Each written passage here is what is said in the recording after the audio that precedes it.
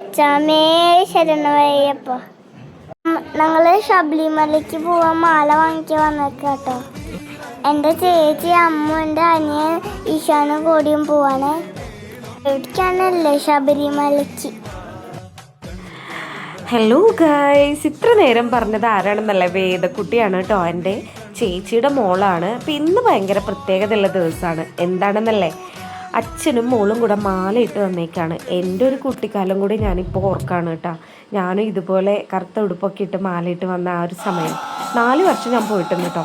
ഈ വർഷം ഞാൻ പമ്പ വരെ പോകുന്നുണ്ട്. കാരണം നമ്മുടെ ഉണ്ണിക്കണ്ണന് ചോറ് കൊടുക്കാനായിട്ടോ. അപ്പോൾ ഇത് തെച്ചിക്കോട്ടുകാവ് അമ്പലമാണ്. അവിടെ ദേശവിളക്ക് കൂടാൻ പോയതാണ്. അന്ന് തന്നെ ദേശവിളക്ക് കൂടാനുള്ള ഭാഗ്യം കിട്ടി കേട്ടോ. അതിനുശേഷം ഞങ്ങൾ നാട്ടിലോട്ട് വന്നേക്കുകയാണ്. അപ്പം നമ്മുടെ അമ്പലത്തിലാണ് കെട്ടുനിറ. അപ്പോൾ അതിന് വേണ്ട പൂക്കളൊക്കെ നമ്മൾ അവിടെ നിന്ന് തന്നെ പറിച്ച് ശരിയാക്കുകയാണ് കേട്ടോ. അപ്പോൾ മോനെ ഞങ്ങൾ കറുപ്പ് വസ്ത്രം ധരിച്ച് തന്നെയാണ് മോനെ കെട്ടുനിറക്കി ഇരുത്തിയത്. ഉറക്കത്തിൽ നിന്ന് എനിക്ക് എൻ്റെ ചെറിയൊരു വാശി ഉണ്ടായിരുന്നെങ്കിൽ പോലും നല്ല ശരണം വിളി കേട്ടപ്പോൾ ആള് അനങ്ങാതിരുന്നു കേട്ടോ. ഗൈസ്, അങ്ങനെ കെട്ടുനിറയൊക്കെ നടക്കുമ്പോൾ ശരിക്കും ഒരു സ്വപ്നം കണ്ട പ്രതീതിയാണ് നമുക്ക്. ശരിക്കും വിശ്വസിക്കാൻ പറ്റാത്തൊരവസ്ഥ. അതെല്ലാവർക്കും അങ്ങനെ തന്നെ ആയിരിക്കുമല്ലോ.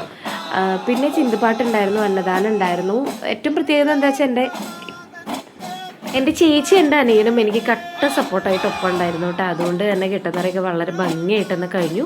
പിന്നെ ഈ ടീം വരുന്നത് തത്തുമസി എന്നാണ് ഇവരുടെ പേര്, പേരാമ്പ്രയാണ്. വേണ്ടവർ കമൻറ്റ് ചെയ്താൽ മതി കേട്ടോ, നമ്മൾ നമ്പർ അയച്ചു തരാം. പിന്നെ ഒരു 11:30 കൂടി നമ്മൾ വീട്ടിൽ നിന്ന് തിരിച്ചു.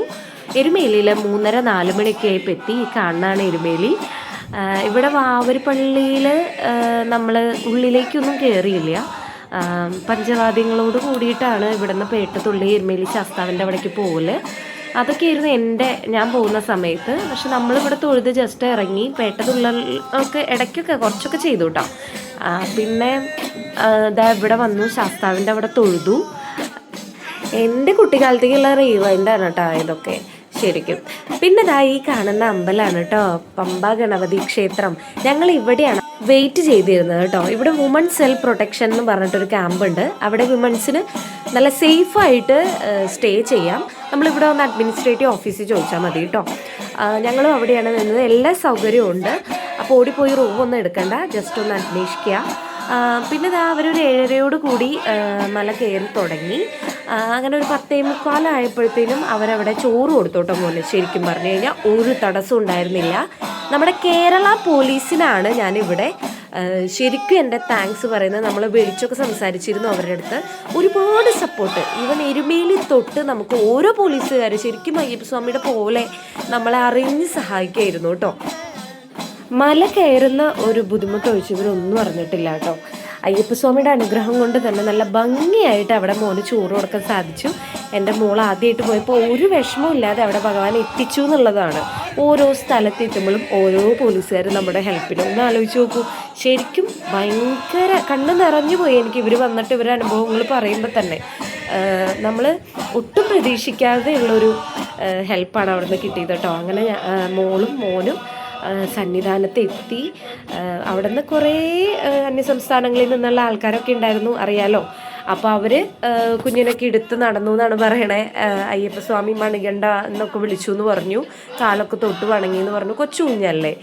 അപ്പോൾ അങ്ങനെ അത്രയും സന്തോഷമായിട്ടാണ് ഇവർ മടങ്ങി എത്തുന്നത്. 1 മണി 1:30 കൂടി ഇവർ പമ്പയിൽ തിരിച്ചെത്തി എന്നുള്ളതാണ്. 7:30 കൂടി കയറിയിട്ട് കേട്ടോ. എന്തായാലും അയ്യപ്പസ്വാമിയുടെ അവിടെ ഭക്ഷണം ചോറ് അവൻ ആദ്യമായിട്ട് കൊടുത്തത് കൊണ്ട് തന്നെ ഒരുപാട് സന്തോഷമാണ് എനിക്ക് ഉള്ളിലുള്ളത്. ഒത്തിരി പ്രാർത്ഥനയോടെയാണ് ഞാൻ പമ്പയിൽ എൻ്റെ മക്കളെ വെയിറ്റ് ചെയ്തിരുന്നത്. ശരിക്കും സന്തോഷം. ഇതുപോലെ എല്ലാ വർഷവും അവനെ കൊണ്ടുപോകണം എന്നാണ് എൻ്റെ ആഗ്രഹം. മോൾക്ക് ഇപ്പോൾ 8 വയസ്സായി. അതുകൊണ്ട് തന്നെ മോൾ അടുത്ത വർഷം കൊണ്ടുപോകാൻ പറ്റില്ല. ഞാൻ നന്നായി പ്രാർത്ഥിച്ചിട്ട് വരാനൊക്കെ പറഞ്ഞിട്ടാണ് കേട്ടോ വിട്ടത്.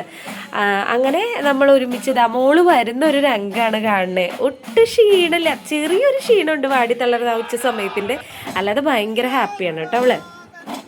അങ്ങനെ അച്ഛമ്മയും ഞാനുമാണ് വെയിറ്റ് ചെയ്തിരുന്നത്. കണ്ടോ, നമ്മൾ റീൽസിലൊക്കെ കാണുന്ന ആ ഒരു രംഗമാണ് കേട്ടോ ഇപ്പോൾ കാണിക്കുന്നത്. അതായത് ഈ വേസ്റ്റിൻ്റെ വെള്ളമൊക്കെ പമ്പയിലോട്ട് ഒഴുകുന്നത്. ഞാൻ കണ്ടപ്പോൾ അത് എടുത്തു എന്നുള്ളൂ. പമ്പയിൽ നിറയെ സ്വാമിമാരുടെ മുണ്ടുകളൊക്കെയാണ്. അതും എൻ്റെ ശ്രദ്ധയിൽപ്പെട്ടിരുന്നു. അതും ജസ്റ്റ് ഒന്ന് പറയുന്നത് മാത്രം. പിന്നെ നമ്മൾ വന്ന ആ ഒരു പാതയിൽ 2 സൈഡും കൊക്കയാണ് കേട്ടോ. അപ്പം നമുക്ക് പമ്പയിൽ നിന്ന് KSRTC ബസ്സാണ് അവൈലബിൾ ആയിട്ടുള്ളത്. AC ബസ് ഉണ്ട്, സാധാരണ നമ്മുടെ KSRTC ഉണ്ട്. അപ്പോൾ നമുക്ക് അവിടെയും പോലീസുകാർ നമ്മളെ ഭയങ്കര സേഫായിട്ട് ഇങ്ങനെ കുറേ പേരെ ഇങ്ങനെ തടഞ്ഞു നിർത്തിയിട്ടാണ് നമ്മളെ കയറ്റി വിട്ടത് കേട്ടോ. പിന്നെ നമ്മളൊരു ഫുഡൊക്കെ കഴിച്ച് വീട്ടിലേക്ക് തിരിച്ചു എന്നുള്ളതാണ്. ശരിക്കും ഒരുപാട് സന്തോഷം. ഒത്തിരി പേരെന്നെ വിമർശിച്ചായിരുന്നു അയ്യപ്പസ്വാമിയുടെ അടുത്തൊക്കെ ചോറുണ്ടെന്നൊക്കെ പറഞ്ഞിട്ട്. പക്ഷെ അത് അസാധ്യമായിരിക്കുകയാണ്. അതാണ്, അയ്യപ്പസ്വാമിയുടെ അടുത്ത് എന്തു വിചാരിച്ചോളൂ നിങ്ങൾ അവിടെ എത്തിക്കും എന്നുള്ളത് 100% ഉറപ്പാണ് കേട്ടോ. 100% പ്രാർത്ഥനയോടുകൂടി സ്വാമിനെ വിചാരിക്കുകയാണെന്നുണ്ടെങ്കിൽ ഓരോ കുഞ്ഞുങ്ങളെയും അവിടെ, കുഞ്ഞുങ്ങളെന്നല്ല അറിയാലോ, കാലില്ലാത്തവരും കൈയില്ലാത്തവരൊക്കെ അവിടെ എത്തിക്കുന്ന ആ ഒരു ശക്തി അവിടെ ഉണ്ടെന്നുള്ളത് ഉറപ്പാണ്. അപ്പോൾ അടുത്ത വീഡിയോയിൽ കാണാം കേട്ടോ. ബൈ.